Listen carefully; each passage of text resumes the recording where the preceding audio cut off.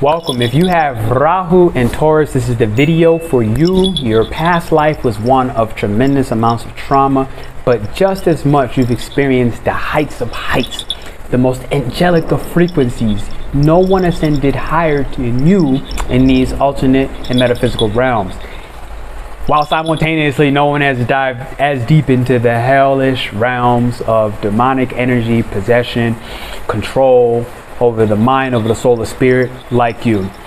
So hit the thumbs up and the like button early. This is your AstroShaman inspiring brilliance with spiritual accountability and occult practices. This is our last one that we're doing within a membership, so come join us. We're going to do a little animal flow movement and actually release some of the throat chakra so that you can step into your authentic expression through animal flow movements, through breath work and more, as well as learning about Rahu and Taurus and Ketu and Scorpio. All right, so some of the headlines already off the rip that I have here.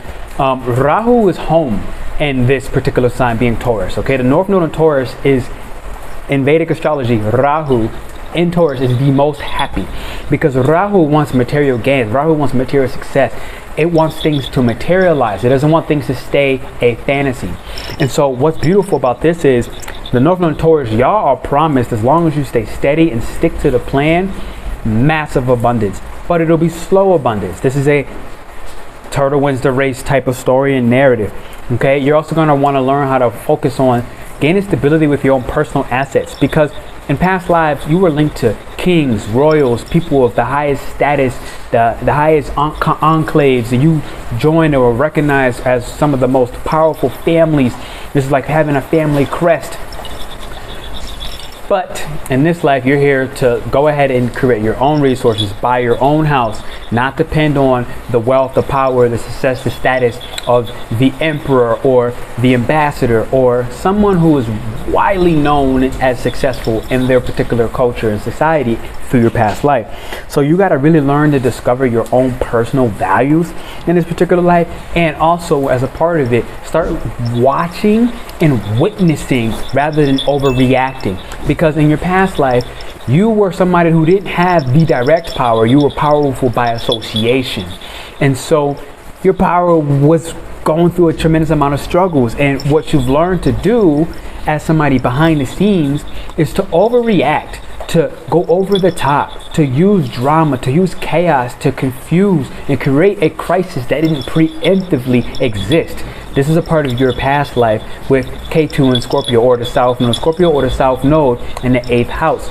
So you got to be very careful and find creative outlets for your emotions so that you can learn to actually manage your intensity in a positive, productive way, because you are here to use these emotions, these powerful emotions of all your lives where you didn't get your desires met, but you just met the desires of your partner, of your lover, of your social engagement, your social and energetic connections with another. So understand here that Rahu craves you to be self-sufficient and actually manifest your metaphysical desires from past lives in this life. So it's ironic because you're doing this in a very earthly fashion, yeah, but you have to learn to slow your pace and respect the slow grind, the slow gain. Because in your past life, if you weren't powerful, you would just have sex and meet somebody who was powerful and lock them in. You would never let go, and they would be a part of your energetic aura and field, and you would literally never let go. This is the fixed energy of the North Node in Taurus, of the South Node in Scorpio. Okay, now Ketu wants you to go ahead and make sure that you release the dependence on these toxic bonds, because a lot of times the line between love and hate was so thin at that point that it merged, it fused. And this is Scorpio, that highest light and that lowest frequency are part of you all together. All right, and so you got to move beyond the abuse, move beyond the prostitution, selling your body, selling your sexual energy in some way, shape, or form. Even if you weren't having sex, by psychically locking people into bonds, into contracts that you have to carry out and essentially tolerate some of the most intolerable things, as Rahu in Taurus or Rahu in the second house will experience. Through past life, you will have these moments that are above and beyond what you should tolerate, so that you can learn and let them go, value yourself. Okay, so with this, you're here to develop not compromising on your values and Understand that your Achilles sometimes is an obsession with wealth, an obsession with power, an obsession with recognition, wanting to be known so badly, wanting to be respected so badly that you refuse to be judged. You refuse to allow any judgment. Okay, Ketu in the 8th house, Ketu in South Node is so afraid of judgment of people and losing its power that it will create those crisis moments. So you have to be careful with that. And part of your illusion is that I'll never be successful.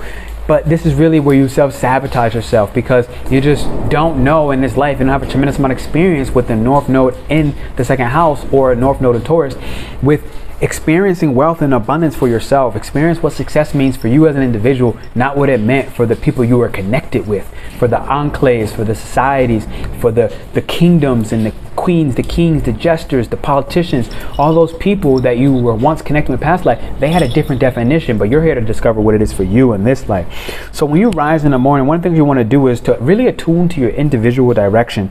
Learn to assess your bank account. Realize that you were great at doing the bank accounts and accounting for other people, but you didn't really need to do it for yourself. It wasn't your money.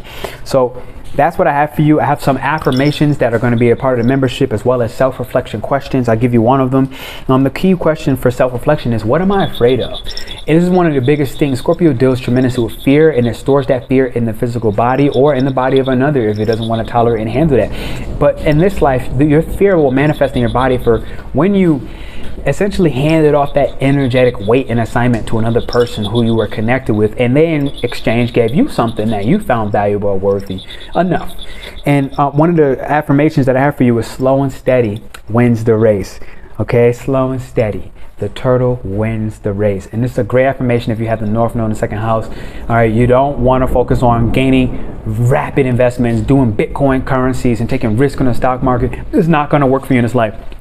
When it comes to money and earning your wealth, you got to focus on things that earn you a percentage that is probably not a lot, low to medium income over time, and you start creating multiple and different streams of income where you have a little bit of this, a little bit of this, a little bit of this, and it's dependable, it's stable. You don't really ever have to worry. So this is my analysis on Ketu in Scorpio, Rahu in Taurus, or the North Node in the 2nd house, the South Node in the 8th house. Join our membership. You're going to dive deep into this for at least an hour, as well as doing the animal flow movements, and not just talking about intellectually what we're learning, but physically doing the exercises, the qigong, the breath work, the animal flow movements that unlock the different portals, the chakra vortexes, energies that are waiting for you to express yourself in its highest form. This is your AstroShaman, Pernell Bobby, inspiring brilliance with occult practices and spiritual accountability. Join our membership meeting this weekend. Love.